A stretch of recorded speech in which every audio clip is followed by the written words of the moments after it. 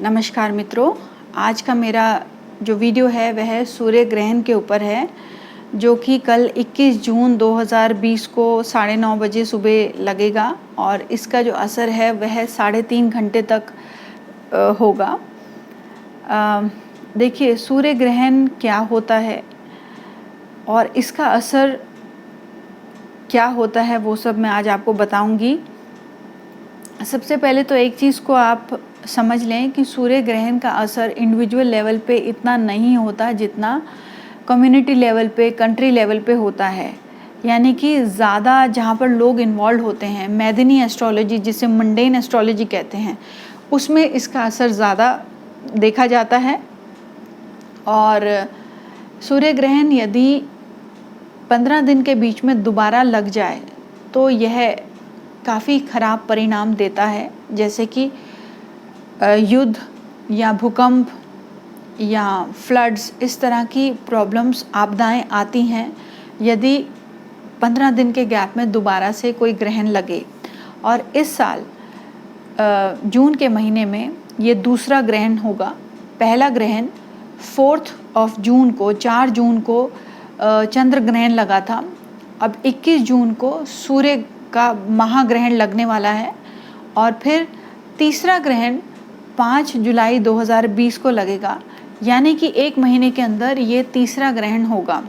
तो शास्त्रों के मुताबिक यदि 15 दिन के गैप में कोई ग्रहण लगे तो ये काफ़ी आपदाएं दिखाता है। एक चीज़ और बताना चाहूँगी कि ग्रहण का असर 6 महीने पहले और 6 महीने बाद तक रहता है। तो कहने का मतलब ये है कि 6 महीने पहले से भी आप इसका असर देख रहे हैं। इससे पहला जो ग्रहण लगा था वह 26 दिसंबर को लगा था 2019 को, और उसके बाद से आप देख ही रहे हैं कि किस तरह की आपदाएं आई। कोविड ने पूरे संसार को चपेट लिया और अभी भी ये गया नहीं है। और ये ग्रहण के बाद में ये थोड़ा और बढ़ेगा और सितंबर के बाद जाके ये इसमें कमी आनी शुरू होगी। और मैंने अपना एक वीडियो भी बनाया हुआ है, 22 मार्च को बनाया था, जिस पे मैंने बताया था कि कोरोना सितंबर के बाद कम होना शुरू होगा और नवंबर के बाद से ये ख़त्म होना शुरू हो जाएगा। तो ये मैंने न्यूमरोलॉजिकली भी बताया था और एस्ट्रोलॉजिकली भी, तो आप वो वीडियो देखिएगा। और अभी के लिए मैं ये कहूँगी कि क्योंकि ये ग्रहण जो है मंडेन लेवल पे ज़्यादा इफ़ेक्ट करता है, तो इसमें जो भी कंट्रीज़ से ये दिखाई देगा उन कंट्रीज़ पे इसका असर महसूस होना लाजमी है। जैसे कि यूरोप की कुछ कंट्रीज़ से ये दिखाई देगा, एशियन कुछ कंट्रीज़ से दिखाई देगा, भारत से दिखाई देगा, चाइना से भी दिखाई देगा, अफ्रीका से भी दिखाई देगा और ऑस्ट्रेलिया से भी दिखाई देगा।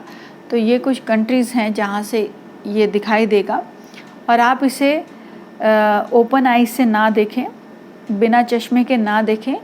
देखना हो तो इसे आप टेलीविज़न पर ही देखें ताकि आपकी आइज़ को हार्म ना हो पाए। क्योंकि जब ग्रहण लगता है तो उस समय जो किरणें निकलती हैं वह हमारी आँखों के लिए, हमारे शरीर के लिए काफ़ी हार्मफुल होती हैं। अब ग्रहण होता क्या है?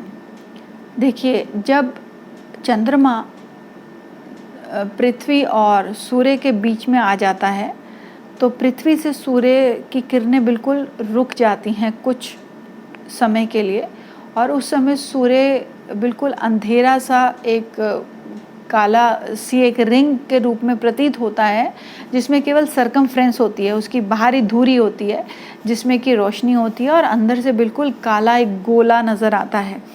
तो ये कंडीशन जब होती है, जब पृथ्वी और सूर्य के बीच में चंद्रमा आ जाए, एक ही लाइन में तीनों हों, तब उसे हम ग्रहण बोलते हैं। और एस्ट्रोलॉजिकली सूर्य और राहु की जो डिग्रीज हैं वह बिल्कुल इस समय सेम हो जाएंगी जब ग्रहण शुरू होगा, और ये डिग्रीज कुछ समय के लिए सेम रहने वाली हैं।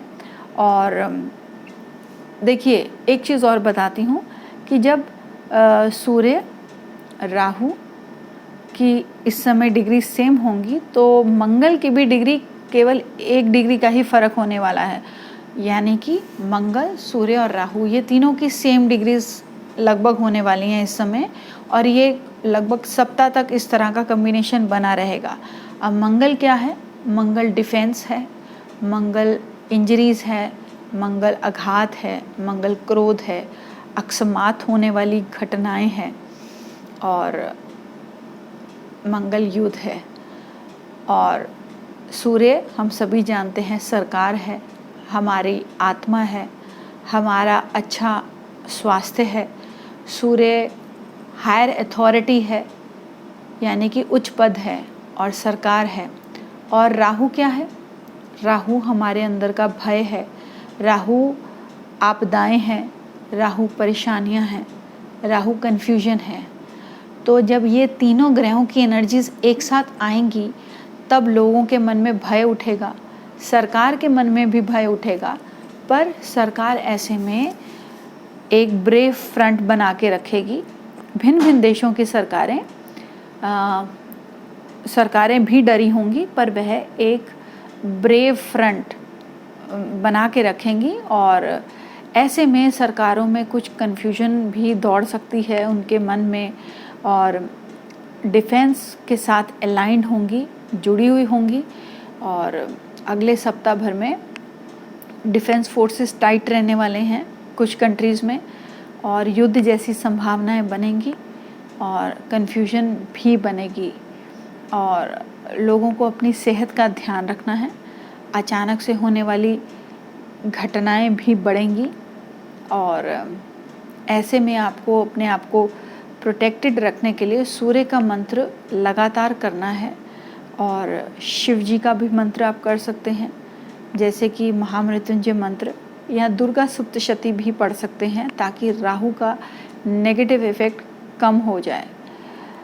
As per some research on earthquakes, जो कि मैंने श्री मेहता जी की पुस्तक से पढ़ा, जिसमें कि वह बताते हैं कि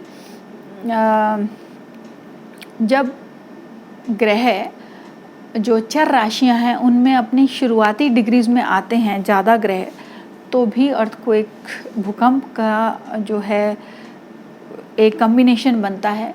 तो ये कम्बिनेशन हम देखेंगे कि एंड ऑफ अगस्त में और बिगनिंग ऑफ सितंबर में मंगल, शुक्र और शनि यह चर राशियों में अपनी शुरुआती डिग्रीज में होंगे।